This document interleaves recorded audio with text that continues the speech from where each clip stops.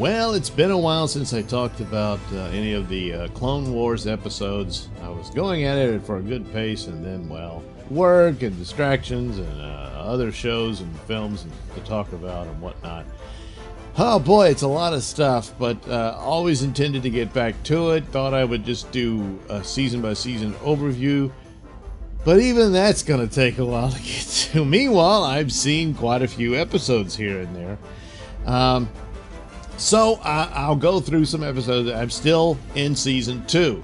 And so there was a couple here: Holocron Heist, Cargo of Doom, Children of the Force, and Senate Spy. So we'll deal with that one as it revolves around the new villain they introduced at the end of last season, Cad Bane, which is a pretty good villain, mainly because he's very clever. And he has to be in order to be a match. Well, he's not really a match for the Jedi. Ultimately, he's not. But his cleverness and skill keeps him a step ahead from them. But ultimately, he's going to lose.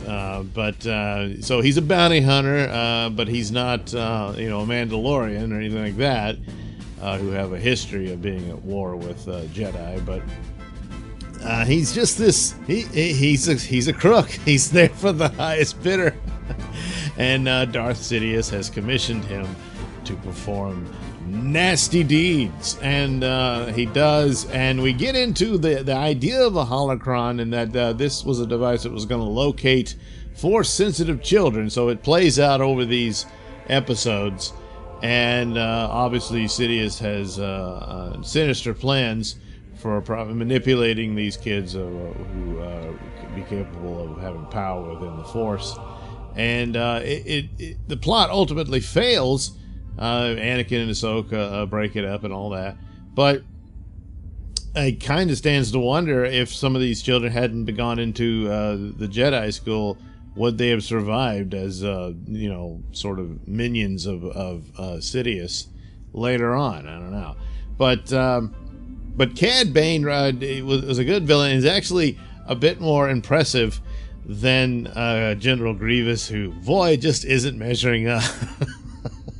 And he's almost a comical character at the same time that he's rather, pathetic and sad. He's just a little few pieces of meat inside all that machinery.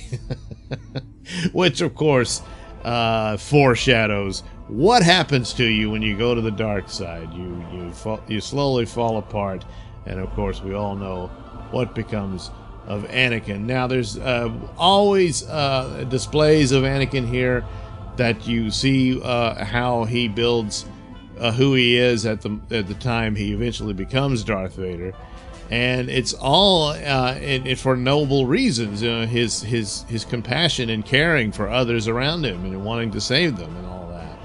And you get more of that in some of these episodes, and it plays out well. The advantage, of course, as always, a TV series has, is that you can develop more because you have more time to do this. And I think in a lot of ways that's why the character of Anakin shines forth in this series more so than he did in the prequel films. But again, it's not fair completely to compare the two because there's more time in order to do this. So it's a good run of stories. It delves more into the lore of Jedi and elements of the Sith that one would have hoped would have been borne out more in the sequel trilogy, but I suspect most of those people had no idea what any of this stuff was. There's little signs of it here and there that somebody there knew, but it just wasn't part of the overall story. And it's elements that, because after the 6 films, it's like, well, what else is there left to say? What's the other story?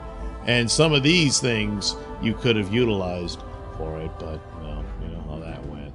Maybe something else will come along. We'll see. There's all rumors and whatnot, and Mandalorian might lead into more of that, but we'll see. But anyway, still going with this. I was not fair to this series initially. I realized I was somewhat wrong about that. The human characters still kind of bother me in their look, but I guess that's in keeping with the Ralph McQuarrie style characters. But the rest of it is all totally Star Wars. The sounds of it, the music, the ships, the sets and whatnot, the droids and all of that, is right out of the films almost, the way they've detailed it here. It's just when the human characters show up, it ruins everything.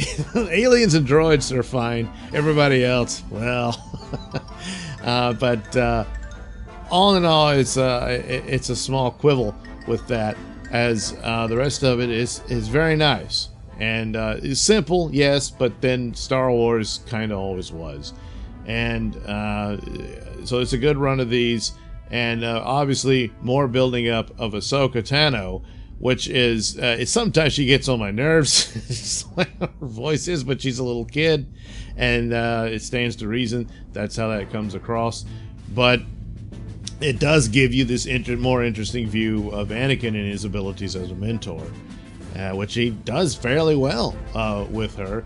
And it's also, of course, gee, this is how you show a female lead character in some of these episodes, and allow her to have faults and flaws and to learn from them and build and better herself, rather than just have her be God. So, but anyway, the shining part of these episodes was the villain. And a lot of times your stories can't easily be defined by the villain. Obviously, Darth Vader defined Star Wars initially. But Cad Bane here kind of carries the show for quite a few of these. And so that's a plus for Clone Wars. Alright, thank you for watching and listening.